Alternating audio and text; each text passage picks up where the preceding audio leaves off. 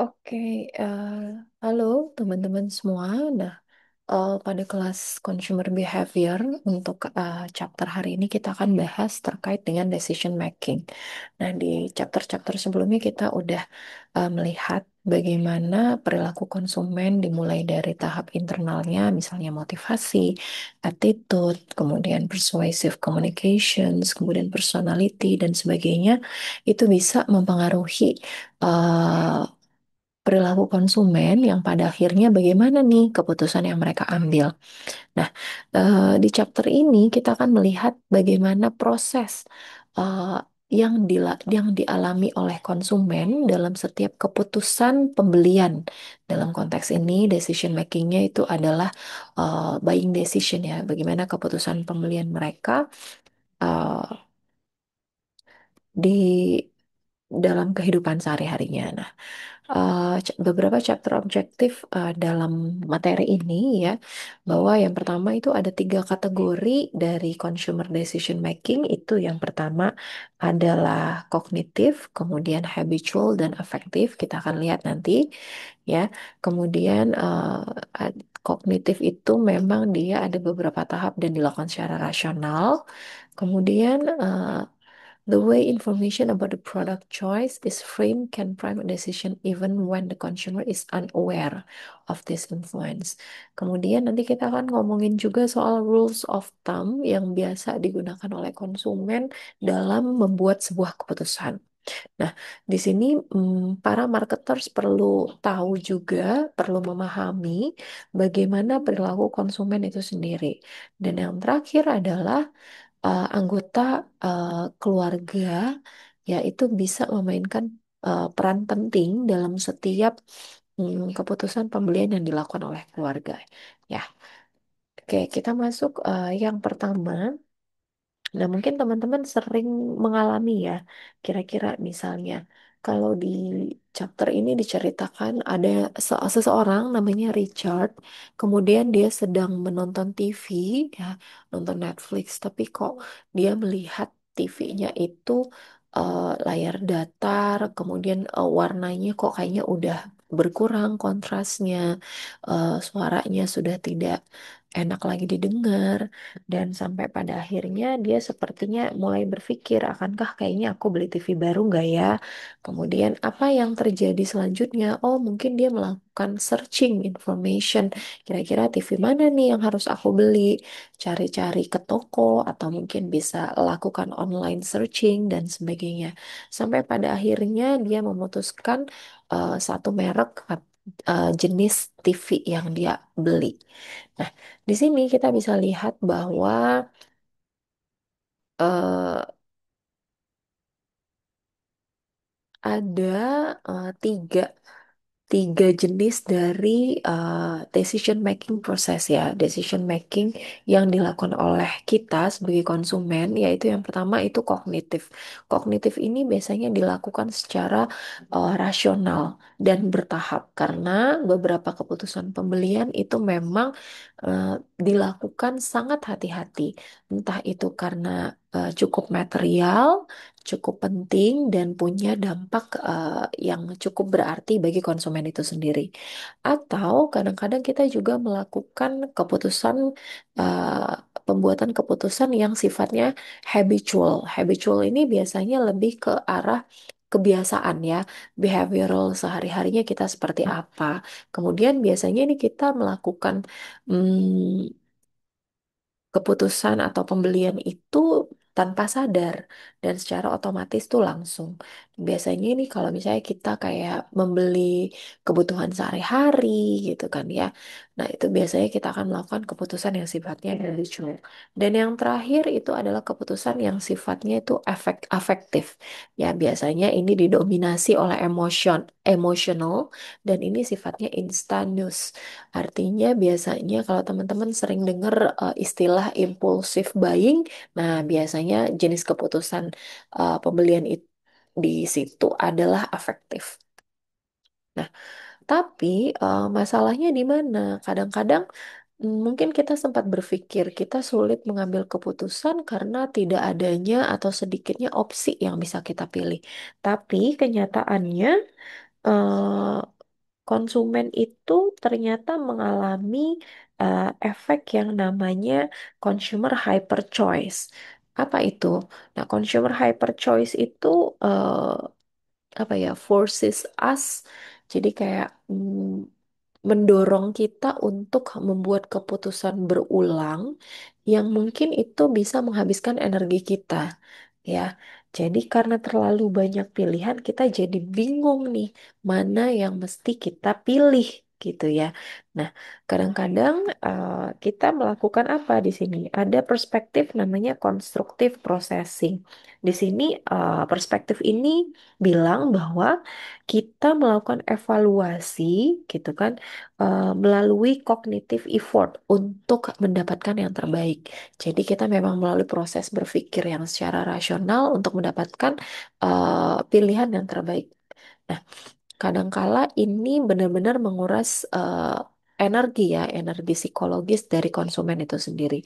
Atau mungkin kita juga melakukan mental budget. Nah, biasanya ini kayak, oh kita mau beli sesuatu, misalnya mau beli smartphone, dibatasin budgetnya berapa nih, sehingga ini membantu kita untuk mengestimasi apa yang bisa kita beli gitu kan, apa yang bisa kita lakukan sekarang.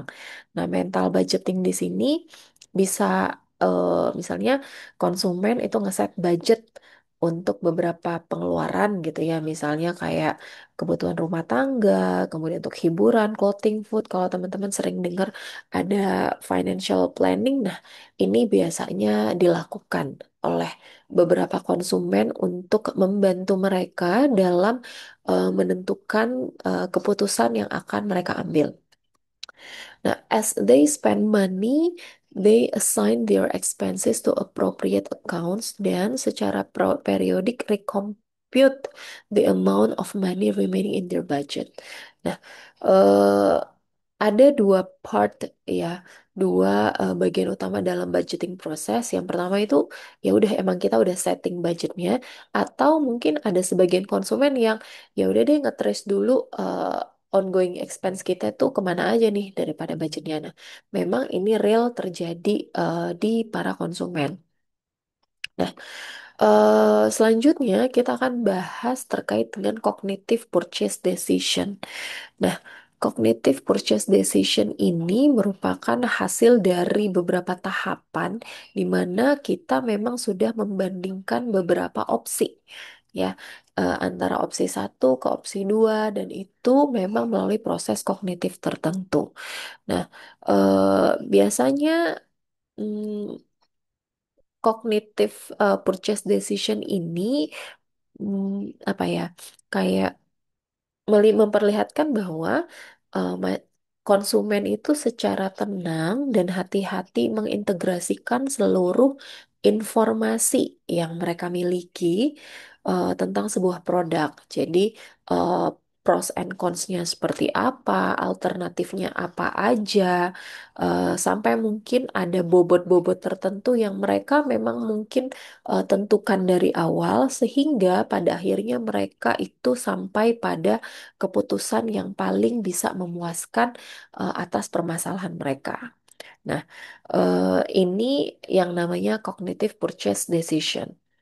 Nah, information processing perspektifnya tadi yang seperti yang saya ceritakan, ternyata konsumen dalam tahap ini dia memang melakukan proses itu semua secara hati-hati, gitu ya.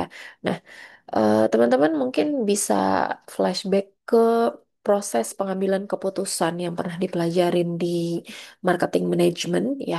Idealnya itu ada 5 ya. Nah, sebelum idealnya ada 5. Yang pertama adalah problem recognition. Di sini kita tuh eh, apa, mengidentifikasi, oh iya kayaknya kita punya ada masalah nih. Masalahnya entah tadi kalau kayak cerita si Richard tadi, oh ya masalahnya TV-nya udah mulai burem nih, warnanya hitam putih atau suaranya udah nggak enak lagi. Nah, itu adalah problem recognition. Nah, kemudian setelah kita tahu masalahnya di mana, kita mulai melakukan pencarian informasi terhadap opsi-opsi yang bisa memenuhi atau memecahkan masalah kita tadi. Dan selanjutnya setelah dapat nih beberapa informasi, kita melakukan evaluasi alternatif. Tadi udah cari informasi, oh dapat merek A, B, dan C. Nah, merek A dan B, A, B dan C ini kita lakukan evaluasi mana nih yang akan kita pilih.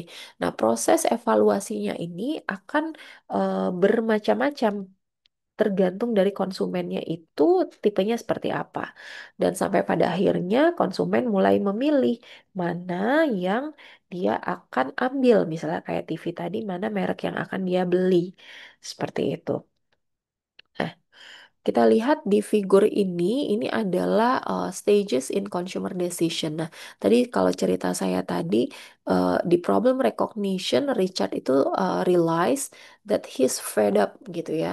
Muak dengan TV-nya masih black and white, kemudian produksi suaranya jelek dan sebagainya. Kemudian di tahap information search, Richard itu mulai mencari di website atau di search engine lainnya atau mungkin sekarang itu tipenya di TikTok misalnya ya rekomendasi TV. Nah, untuk mencari informasi sebanyak-banyaknya. Nah, kemudian yang selanjutnya ada evaluation of alternative. Richard mulai membandingkan beberapa model yang bisa memenuhi keinginannya dia. Dan sampai akhirnya Richard memilih mana nih model yang uh, bisa benar-benar sesuai dengan needs and wants-nya dia. Nah, hasilnya apa? Richard brings home the TV and enjoy his purchase.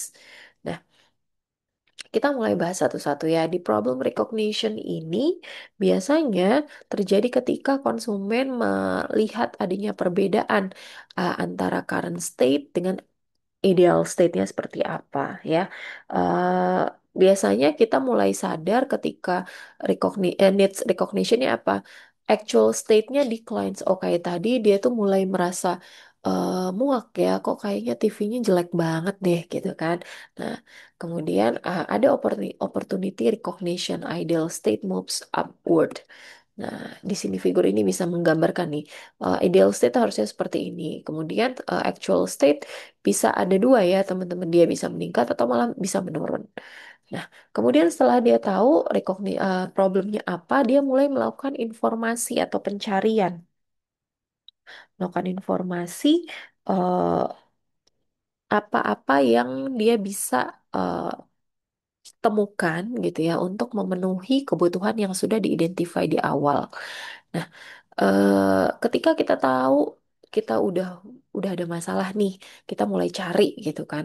Nah, biasanya kalau pencarian yang kita lakukan sebelum beli itu namanya pre-purchase atau mungkin kita sekedar cari-cari aja gitu. Kita menikmati nyari-nyari misal cari lipstick, padahal lipstick kita juga masih ada sebetulnya. Jadi, beberapa orang memang menikmati searching information, kemudian supaya apa? Tetap up to date aja misalnya ya atau memang kayak sekedar window shopping. Nah, jadi memang nggak pas lagi butuh-butuh banget. Atau si Richard tadi bisa melakukan internal atau external search. Misalnya, oh iya kayaknya saya pernah deh beli TV model seperti ini atau external search, misalnya cari rekomendasi dan sebagainya. Atau bisa melakukan online search ya, melalui search engine atau cyber media risk lainnya untuk bisa mengerucutkan pilihan mana yang dia bisa beli gitu. Nah, kemudian eh, di sini kita mulai relationship between amount information search and product knowledge. Biasanya orang-orang yang very limited expertise, jadi yang nggak terlalu ahli gitu ya, biasanya ngerasa kayaknya nggak kompeten untuk mencari itu, mencari informasi tersebut, atau novice consumers tend to process information in terms of the big picture instead of detailed information. Nah, biasanya siapa sih yang memang nyari informasi paling banyak?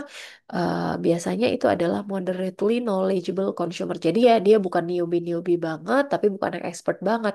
Dia tahu sedikit, tapi dia butuh informasi lebih banyak. Seperti itu. Nah, Kemudian kita masuk ke step yang ketiga. Setelah tadi kita cari-cari informasi, kita melakukan evaluasi alternatif. Biasanya akan ada dua kondisi di sini. Yang pertama, mungkin kita akan melakukan evoke set ya. Evoke set itu apa? Ya, ya udah alternatif yang memang kita tahu aja gitu secara cepat ya. Kayak misalnya, kalau misalnya kamu nanya temen kamu, sebutkan 5 merek parfum gitu ya. Mungkin satu, dua, tiga dia akan jawab secara cepat. Mungkin empat, lima dia akan coba mikir nih. Nah, yang satu, dua, tiga itu tadi namanya evoke set. Jadi memang dia yang sudah tahu kayak nge-recall dari memorinya atau mungkin dari based on experience-nya.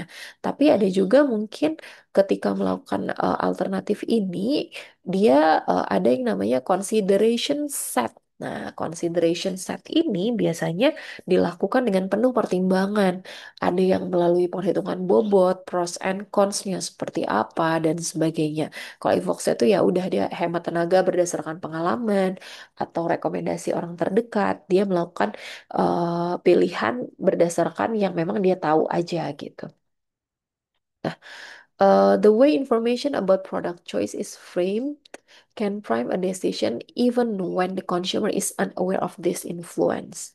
Nah, yang terakhir, selanjutnya adalah product choice. Nah, di ketika kita memilih produk mana yang mau kita ambil, biasanya kita akan menghadapi yang namanya uh, feature creep. Ya, feature creep ini terjadi seperti apa sih? Karena misalnya pilihan terlalu kompleks, biasanya untuk supaya dipilih marketer itu akan menambahkan fitur-fitur yang cukup banyak sehingga konsumen menjadi bingung ya, menjadi bingung karena terlalu banyak fitur yang ditambahkan padahal mungkin kita cuma butuh TV untuk nonton gitu ya, nonton serial Netflix misalnya. Tapi ada si brand A menawarkan kontras gambar, pilihan sound suara, kemudian eh, apa namanya, ada aplikasi A, B, C dan sebagainya. Padahal kita tadi cuma butuh smart TV biasa gitu kan. Jadi karena terlalu kompleks, kita menjadi bingung.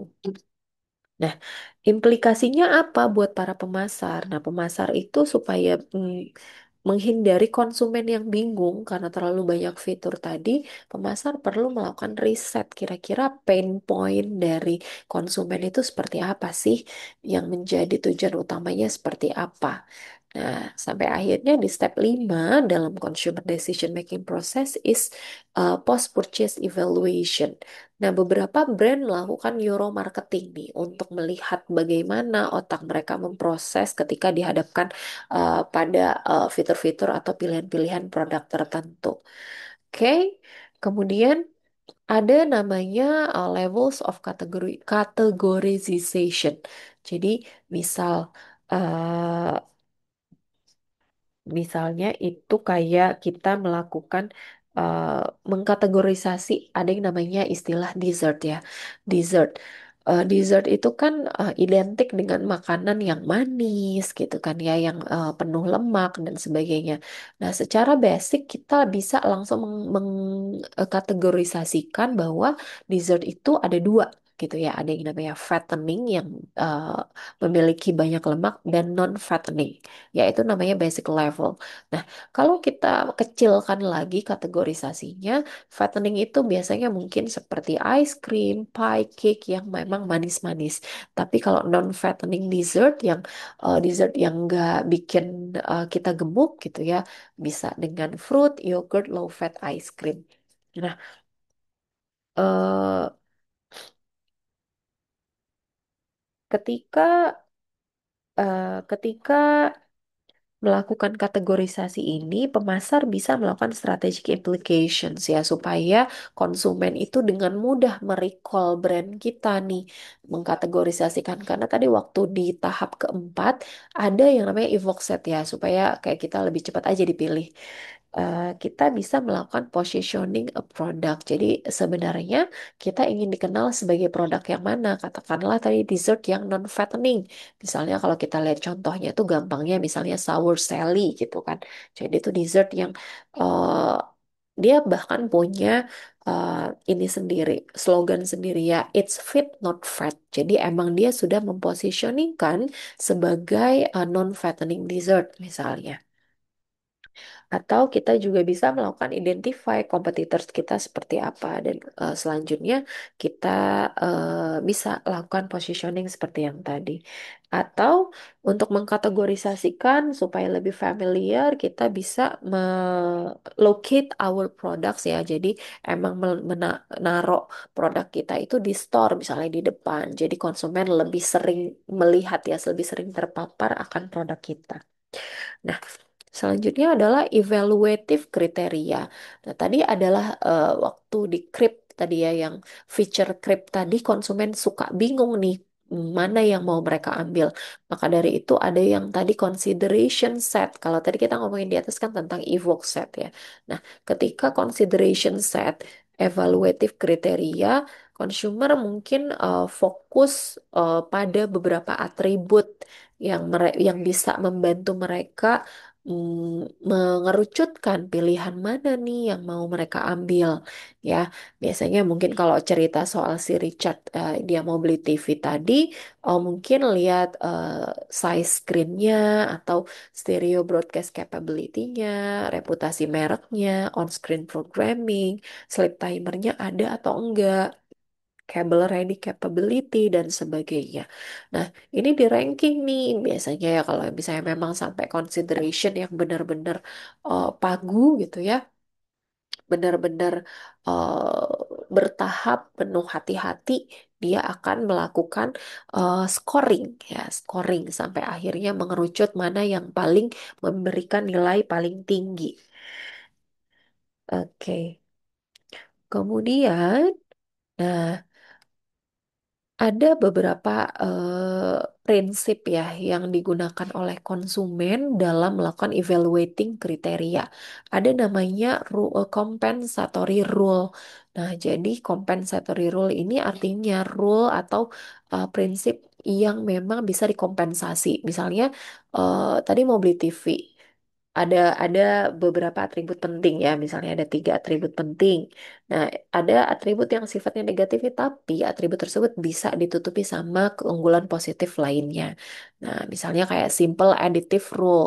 Ya, simple additive rule itu dia nggak pakai bobot nih, jadi dia akan menjumlahkan mana yang paling banyak positifnya.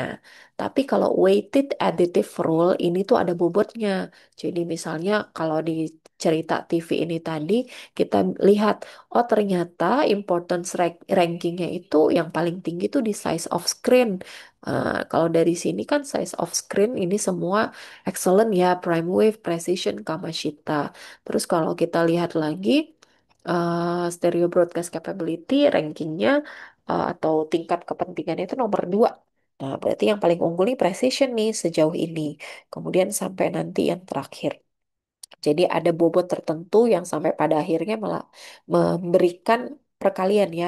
Jadi mana yang dinilai oleh konsumen bobot yang paling penting itu akan paling besar eh, menjadi pertimbangan konsumen dalam membeli produk atau jasa tersebut. Dan tadi ini kompensatori ya, artinya yang negatif bisa ditolerir oleh yang keunggulan-keunggulan positif. Tapi ada juga yang dia non-compensatory rules. Nah, biasanya produk ini tuh nggak bisa dikompensasi ya untuk kelemahan-kelemahan lainnya. Ada namanya lexicographic rule. Ya, biasanya ini kita tentukan nih atribut mana yang paling penting dan itu harus ada.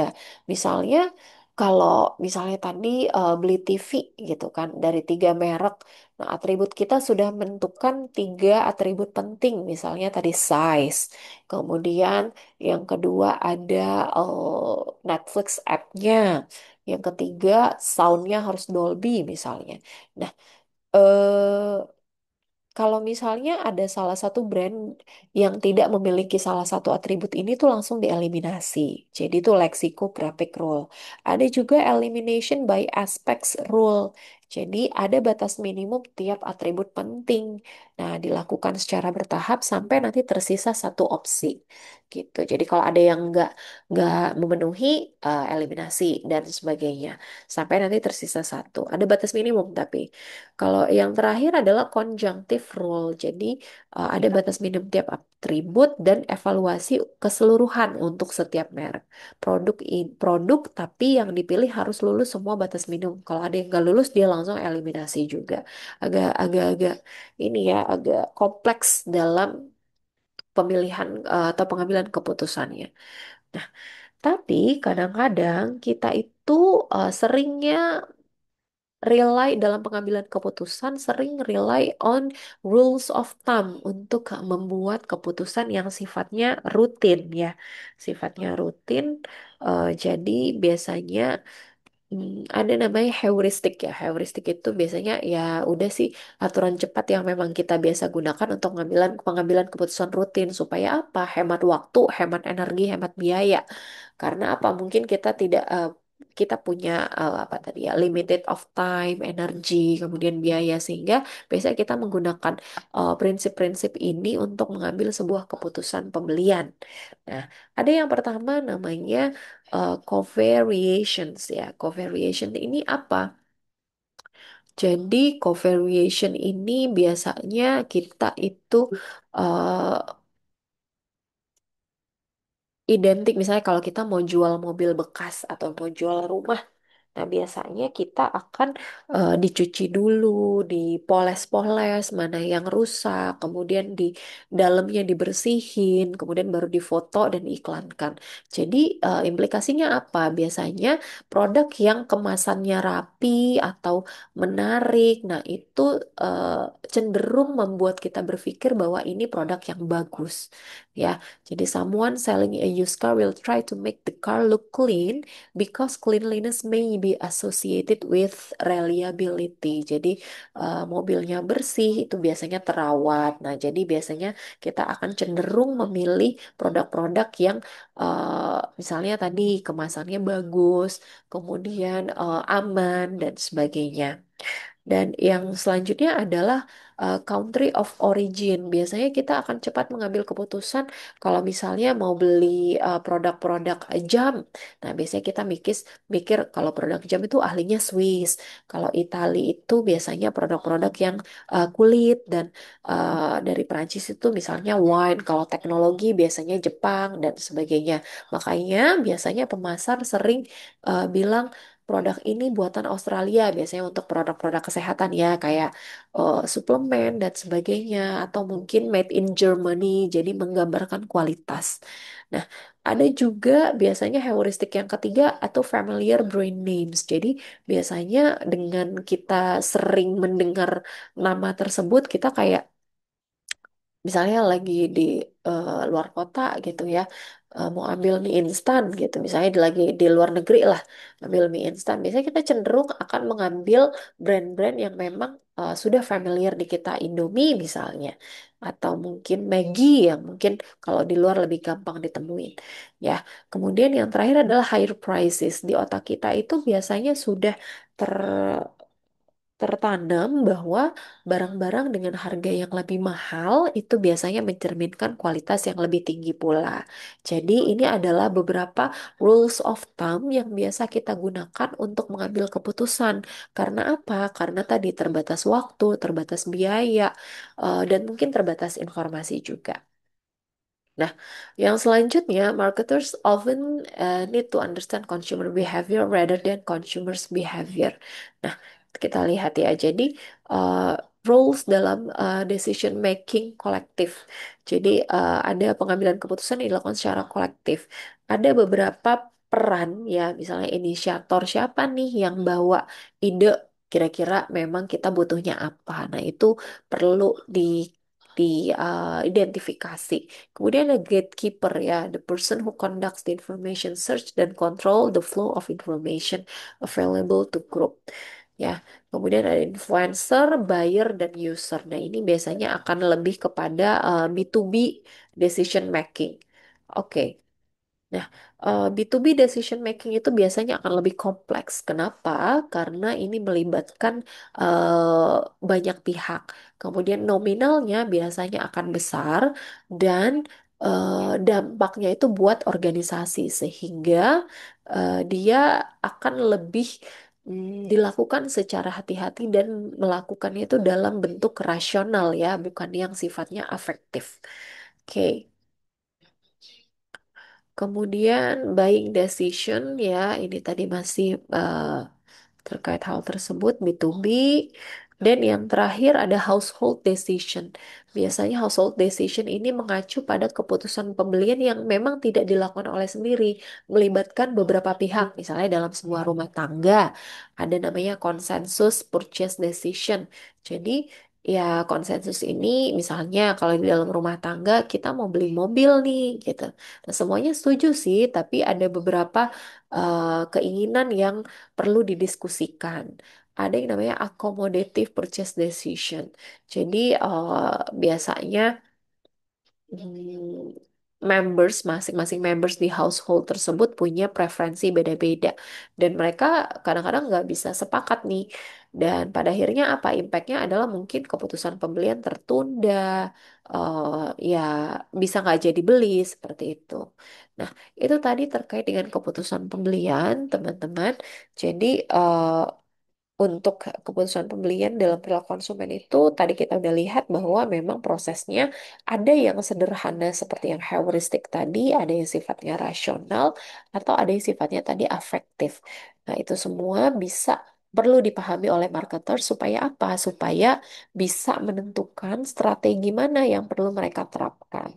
Oke, demikian untuk materi decision making dalam mata kuliah Consumer Behavior.